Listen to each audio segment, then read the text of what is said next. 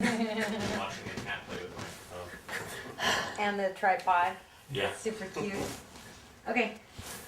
I thought she was going to smack the microphone. Well, I was waiting for that. That's like a cat magnet right there. Where? That microphone. The big mic hanging on the chair. Oh, that one? She was kind of looking at it. Right underneath it. I know she was. Sweetie, you and sweetie.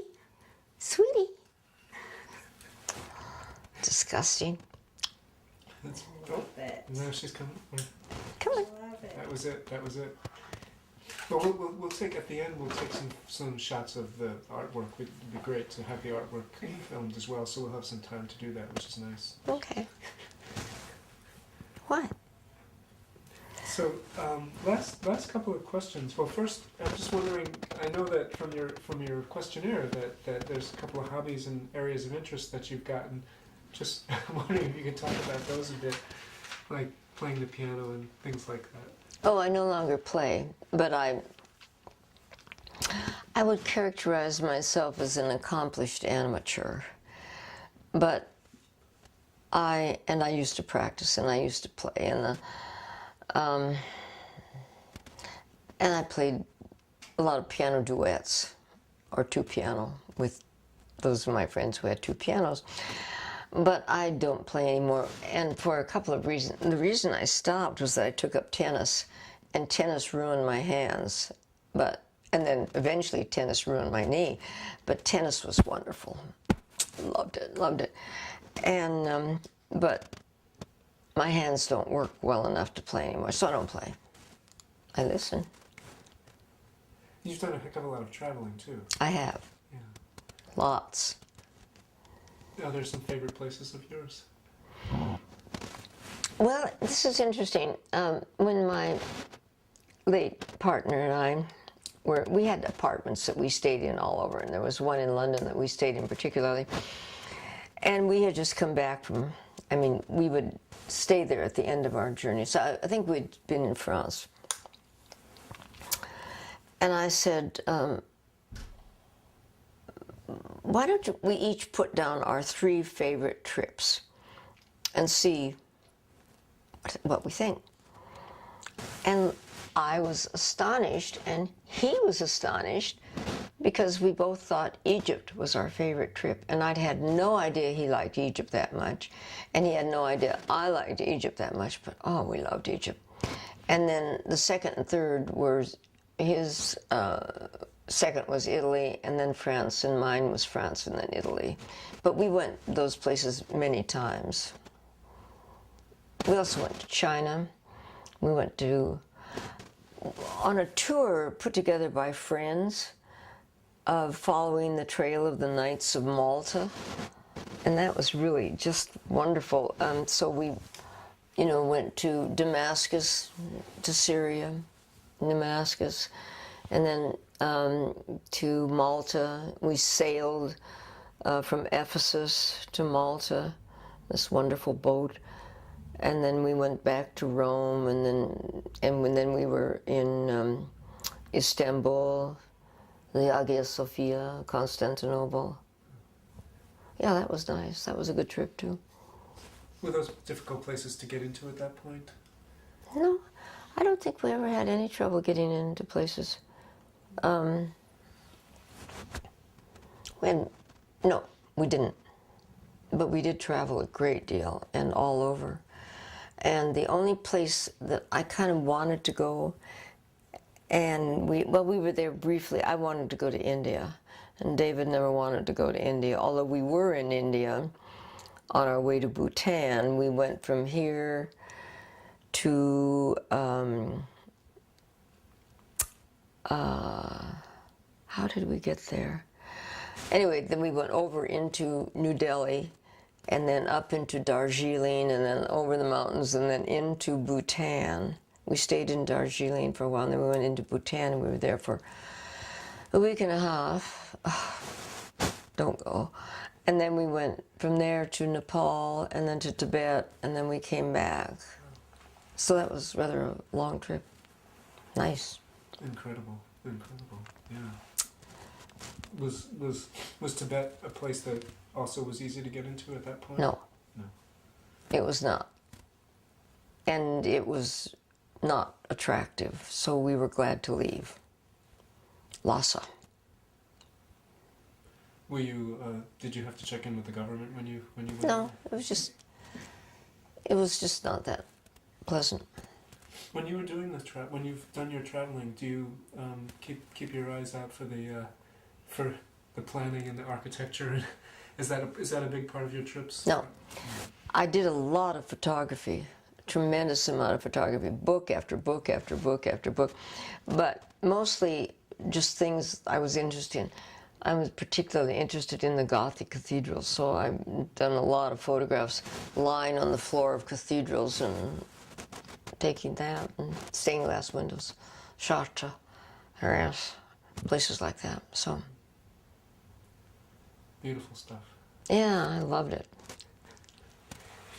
I just wanted to ask a couple of final questions about allied arts, and these are just kind of general questions to close. First, if you could talk about maybe some of your favorite people that you worked with over the years, and if there are some people that really stood out in terms of their effectiveness or just a joy to work with. Well, I really liked everybody. I mean, it was the rare person I didn't like in allied arts, and there were those people, but basically I liked them all in various degrees. I would say that, well, I really liked Alf, obviously, and I really liked, well, in no particular order, Alice, who was, and Mary, of course, and Margaret Pagler, and Fred, and Karen Kane. I loved working with Karen Kane. She was so energetic, and she was just a great person. Peggy, I mentioned Peggy. Yeah, there was always someone nice to work with and chat with, and yeah. And just some final thoughts about your years with allied arts, just kind of summing it all up, if you could do it in a... This is an essential part of my life. Not only my civic life, I mean, my social life, my civic life, and also actually in terms of my working life, because I learned a lot in allied arts that I was then able to use. You know, no, it came to me a gift, and I think I used it well, I hope, and then I gave it away, and that's just fine. That's what should happen with gifts. It made a big difference in my life. And I again quote my darling friend Peggy Goldberg, it was the best club in town. Well, that's a great way of looking at it. And this is just kind of off the cuff. I'm just wondering if you think that the city at this point could use an organization like Allied Arts again. No, I think its time has come and gone. I think the organizations get created because there's a need for them. There are a lot of organizations. I mean, the theater organizations, there's a lot of organizations that I've never even heard of, and they're, people who are in their 20s, late 20s, and they're doing all great sorts of things, and I have no idea who they are. So I think things happen at a certain time, and then they go away at a certain time. I do think that Seattle is vital. I mean, I think that there is vitality about it, and that there's vital stuff still going on. And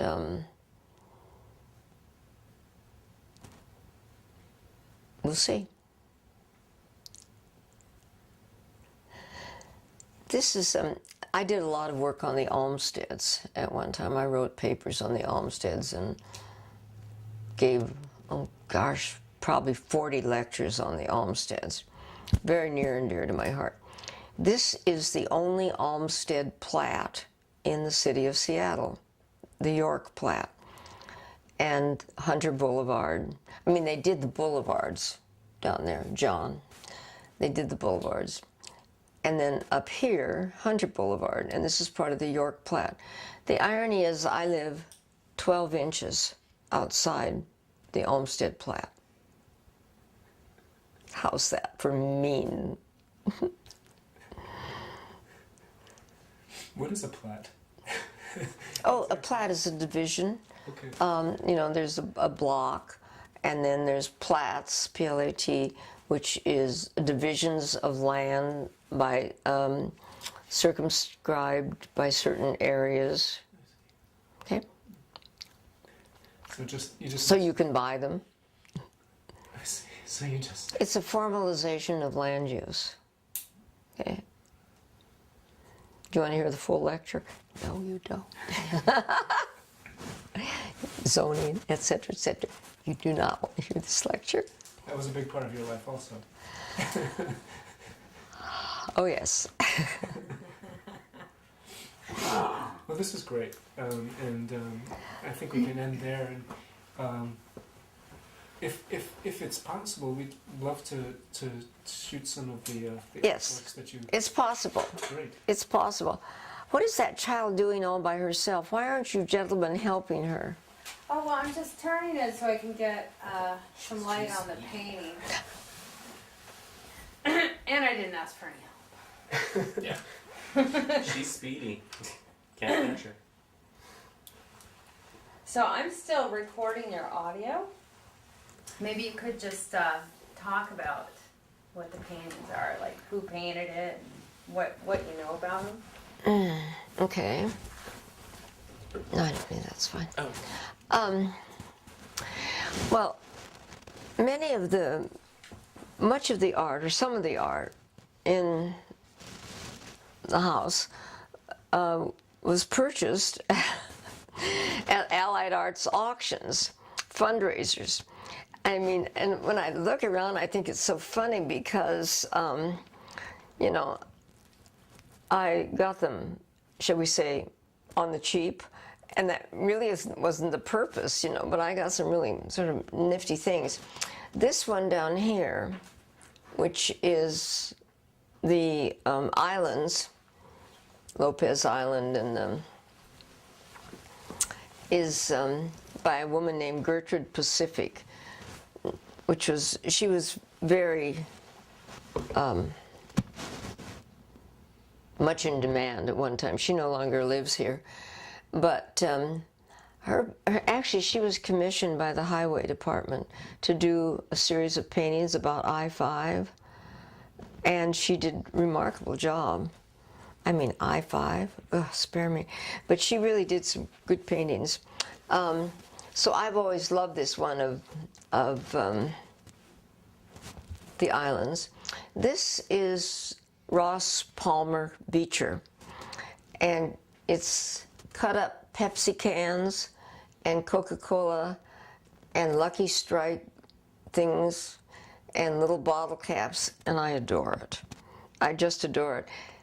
She had a two-person show with Barbara Earl Thomas, my good friend who lives across the street, but whose paintings I don't have. How about that? This is no, I didn't get that at Allied Arts. I got this, which is a 16th century Santos. All of these are saints and santos, and which I like. Let's see, where else can we go?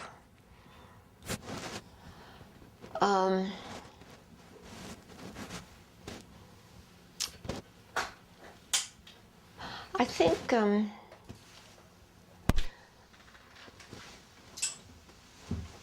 you following me? The triptych there, which is a great big, the three paintings that work together, are by the person who painted them. Never became seriously well known. But it's a nice painting, nice 3 little paintings, and that was, you know, at Allied Arts also. The other ones, oh, this crazy thing is glass, and it weighs about 45 pounds, and it's glass and resin, and so it's really kind of fun. And I just kind of bought it because it was just sitting there, and I thought, I'll find a place for it. So I found a place for it, my fireplace. Why not? 5 pounds. Yeah, Nice. you could take it off if you wanted to. Here's a couple other ones. In fact, I think these are.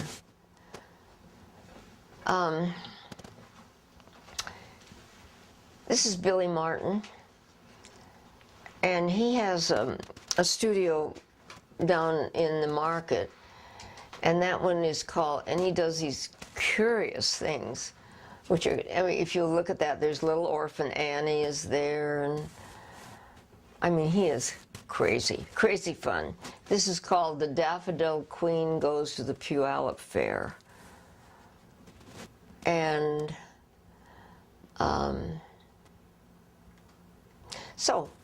and the other ones are I'm tripping over all this, are ones that I've gotten other places. So that's it. It's good. Yeah, this one is great. I am looped into this. Uh-oh. Oh, we can unplug her now. What? If you come over here, I'll show you one of my own paintings. It's the only one I still have, I think.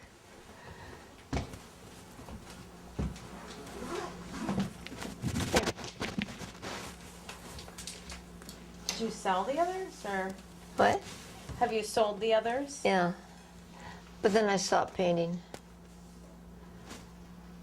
And that's just called Summer Afternoon.